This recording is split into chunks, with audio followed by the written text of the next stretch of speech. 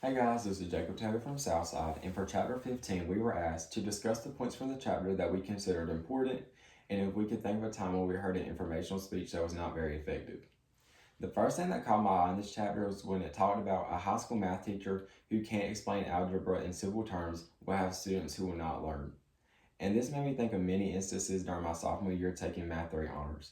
Every lesson my teacher gave us left many of us just baffled, confused, and clueless.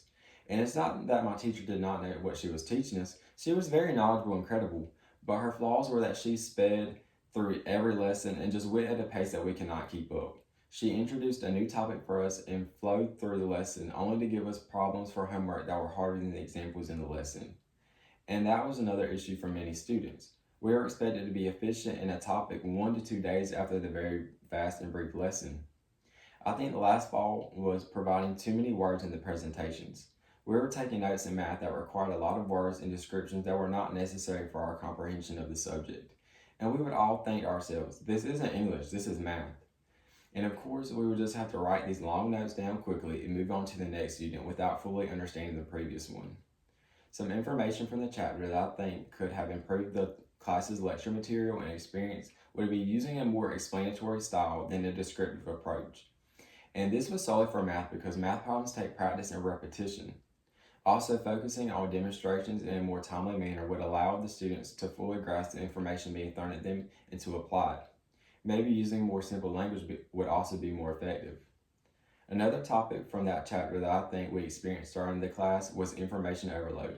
Like I said, we moved very quickly in the class, going through 2 to 3 lessons in one day. Something else she could have done to appeal to us was using different methods to solve one problem. Even if there were several ways to solve a problem, she would only teach us her method and tell us to research other methods on our own.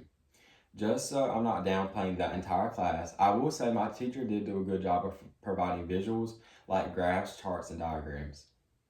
Now, some things that I consider important from the chapter are the different types of learning, which are visual, oral, reading and writing, and kinesthetic. So I think it would be very beneficial when creating an informative speech to incorporate some aspects of all the different types of learning in your presentation. The next thing is organizing your presentation logically and stimulating the audience's intelligence, which means telling them information which is a universal curiosity. And I think the last important thing from the chapter was to make your presentation creative so the audience is attentive and excited to learn.